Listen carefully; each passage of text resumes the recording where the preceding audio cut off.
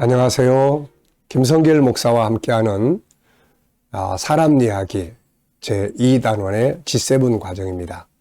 전 시간에 이어서 제11-2회가 되겠습니다.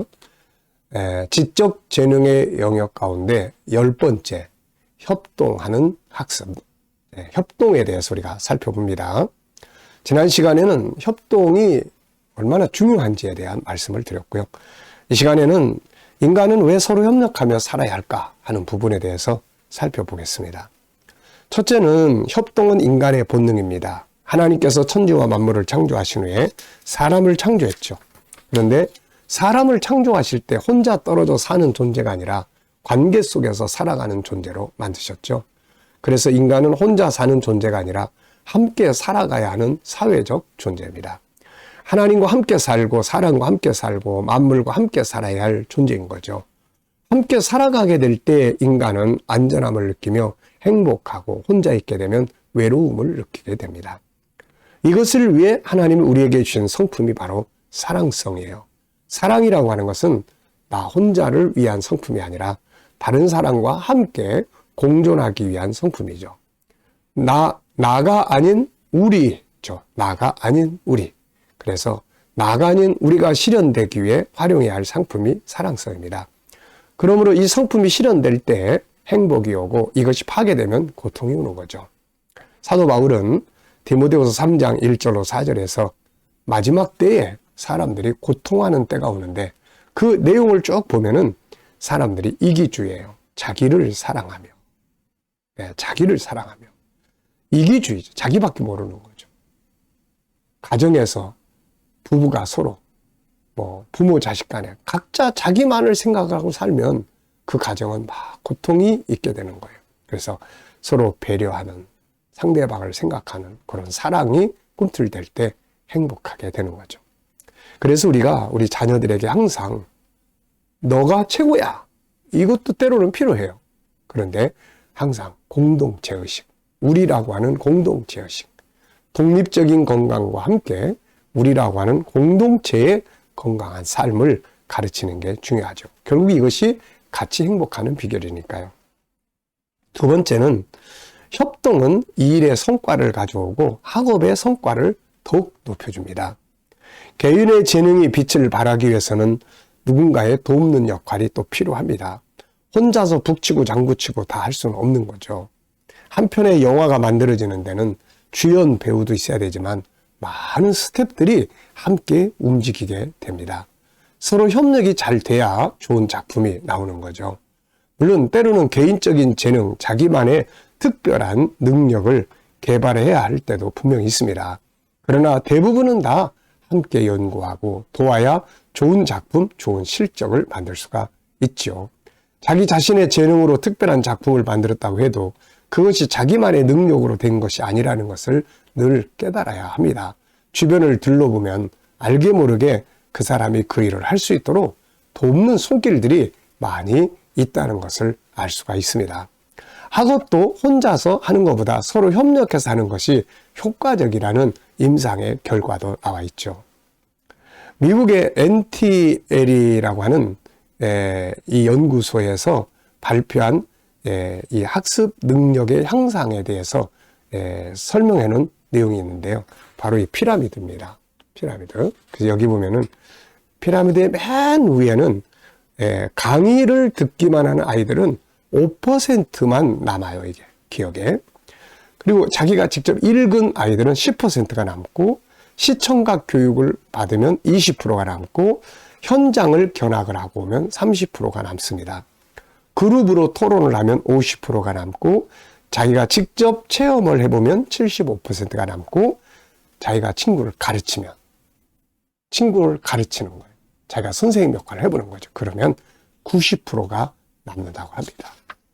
유대인이 성공하는 인재들이 많은 이유는 바로 맨 아래 친구 가르치기의 효과 때문이죠. 그래서 서로 자기의 생각을 이야기를 하고 토론도 하고 그러면서 가르치는 역할 이런 것들을 통해서 똑똑해지는 거예요. 친구들끼리 서로 과목을 정해 질문하고 가르치고 토론해보면 이것이 굉장히 효과적이라는 걸 알 수가 있습니다. 그래서 우리 GTS에서 제가 7가지 주제로 이렇게 학습 교육을 시킵니다. 그래서 학습 교육을 할 때 첫 번째가 뭐냐면 스토리텔링 하는 거예요. 네가 이제부터 선생님이다. 네가 이야기해봐라. 나는 들을게. 그래서 이 아이가 내용을 설명해보게 하는 거죠. 내용을 가르쳐보게 하는 거예요. 그러면은 기억에 엄청 많이 남게 됩니다. 이게 학습 능력을 키우는 중요한 방법이에요. 창의력도 혼자만의 고유한 생각을 가져야 할 때도 있지만 서로의 생각을 합치면 더 나은 방법들을 찾아낼 수 있습니다. 놀이도 혼자서 하는 것보다 서로 협동해서 하는 것이 더 재밌고, 일도 혼자서 하는 것보다 서로가 협력해서 하게 되면 덜 힘들면서도 더 발전하게 됩니다. 예수님의 십자가 사건에도 협력자들이 있었죠. 마귀 새끼 주인 마리아의 옥합, 마지막 만찬을 준비했던 사람, 예수님의 십자가를 지고 갔던 구레네 시몬, 십자가 아래서 예수님의 어머니를 담당해 주었던 사도 요한, 십자가에 돌아가신 주님의 시체를 내려다가 모셨던 아리마대 사람 요셉, 이들은 모두 다 아름다운 협력자들입니다. 이들의 협력으로 인류 구원 사역이 이루어진 거죠. 그래서 우리 자녀들이 서로 협동하고 함께 살아가는 방법을 길러주는 것이 아주 중요합니다.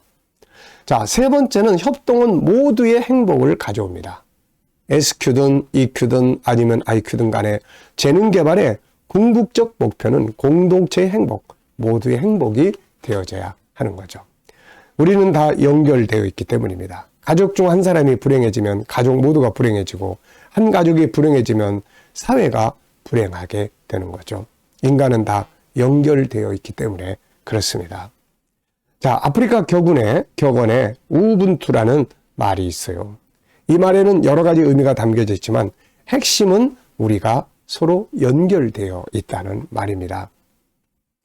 I am because you are, 이런 말인데, I am because you are.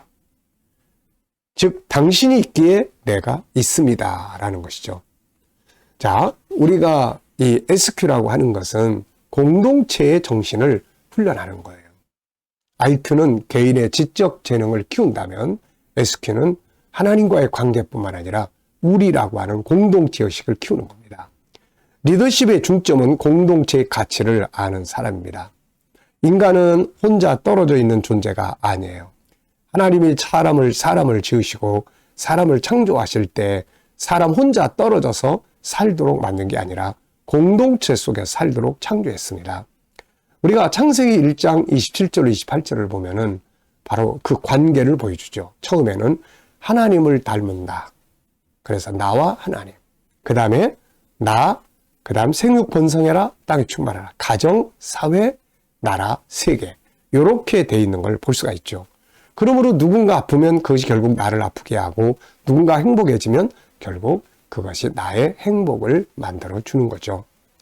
성경은 이렇게 말씀합니다. 고린도전서 12장 26절, 만일 한 지체가 고통을 받으면 모든 지체가 함께 고통을 받고, 한 지체가 영광을 받으면 모든 지체가 함께 즐거워합니다. 그래서 스스로 협력 정신을 강화하고 자녀들에게 협력 정신을 가르쳐야 하는 것이죠. 빌립보 2장 2절에는 마음을 같이하여 같은 사랑을 가지고 뜻을 합하여 한 마음을 품어 아무 일에든지 다툼이나 허용으로 하지 말고 오직 겸손한 마음으로 각각 자기보다 남을 아껴 여기고 각각 자기를 돌볼 뿐더러 또한 각각 다른 사람들의 일을 돌보아 나의 기쁨을 충만하게 하라. 서로 협력을 가르칩니다. 그래서 우리가 협동 정신을 가르치고 훈련하는 게 아주 중요합니다.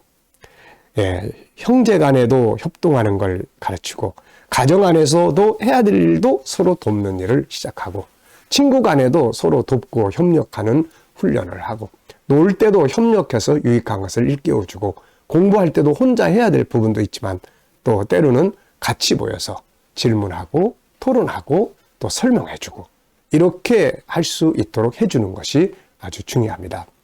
자, 서로 돕는 모습이 보인다면 적극적으로 칭찬하고 지지해 주는 것이 아주 중요한 것이죠. 자, 협동은 이렇게 다양한 유익을 우리에게 준다는 것, 특히 학습 능력을 키워준다는 것 꼭 기억하시기 바랍니다. 자, 이 시간 말씀 여기서 마치겠습니다. 감사합니다.